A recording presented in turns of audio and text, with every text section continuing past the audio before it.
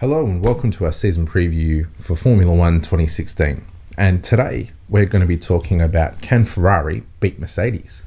What we've seen so far in the hybrid era since 2014 with the introduction of the new hybrid engines is that Mercedes have been the benchmark team by a long way. They've quite regularly had a second a lap in their pocket based strongly on their power unit performance, but their chassis performance is certainly worthy of them being one of the top couple of teams as well. But last year what we saw was the emergence of Ferrari, the re-emergence of Ferrari as a contender for race victories.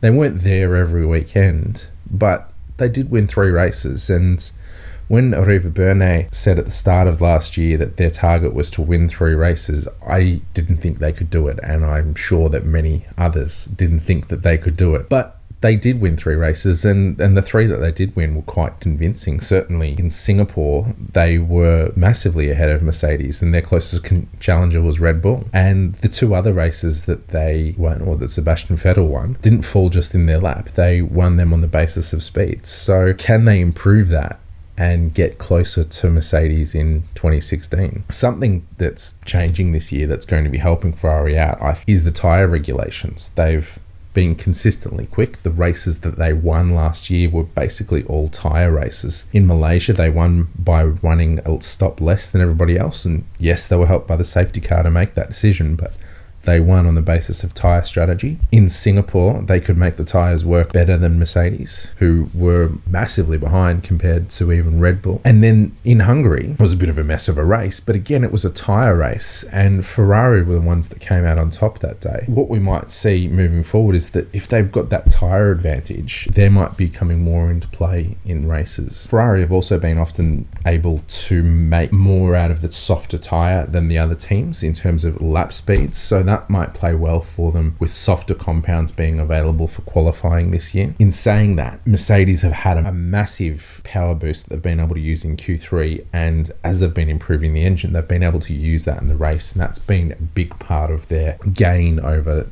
teams like Ferrari. If you look at the driving talent in the 2 teams, there is maybe not much between them. Kimi Räikkönen's definitely on the back end of his Formula One career now, but he still has the capacity to be a very good driver, and you can see that in races like Bahrain last year, where if he had had an optimized strategy rather than compromised for Vettel's race, he might have actually won. And despite Vettel being mocked by Alonso and Hamilton and others about being able to win in the best car, he's clearly one of the top couple of drivers in Formula One and will continue to push that Ferrari to pretty close to its optimum every time. Against that, Mercedes have got probably the quickest guy out there in Lewis Hamilton. It's tough to think of any of the other drivers being as fast as him over a single lap. And Nico Rosberg is certainly no slouch, and we saw in the later races of last year that he was even outpacing Lewis Hamilton. So with that, is the car changes that